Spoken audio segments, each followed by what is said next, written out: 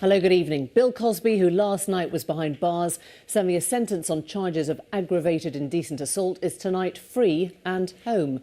The 83-year-old comedian was released from prison in the last few hours after Pennsylvania's highest court overturned his 2018 conviction, where he had been found guilty on 3 counts.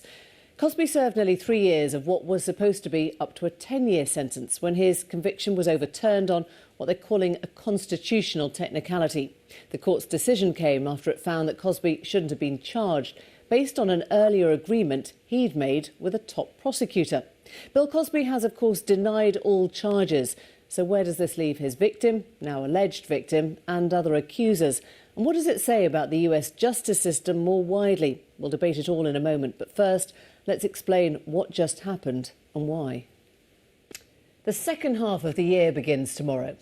What does that mean? Well, many of the economic factors put in to mitigate the effects of COVID will gradually start to change. Some overnight, some a little bit more slowly. The full stamp duty holiday ends. The furlough provisions begin to disappear. So what will the withdrawal of government financing do to the job market and to people's pockets? And what will the rising costs of buying a house do to a red-hot market? Tonight we explore who those measures have helped and who they've left behind, and ask whether they've unwittingly exacerbated a generational divide. Here's our economics editor, Ben Chu. Ben, thanks very much indeed. The British public have shown themselves to be predominantly behind the vaccination campaign, happy to be vaccinated and extraordinarily tolerant of lockdown and its rules. But there has been a vocal and at times disruptive minority who've made their antipathy to both vaccines and COVID rules strongly felt.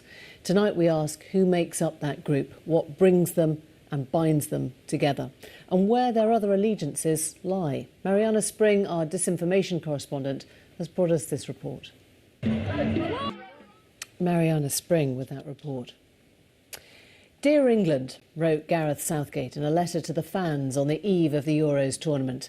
I can't possibly help to speak for an entire country, but I would like to share a few things with you as we begin this journey. It was a letter that had, in its own way, the emotional power of Colonel Tim Collins writing on the eve of the Iraq War, perhaps even Henry V before his own European battle.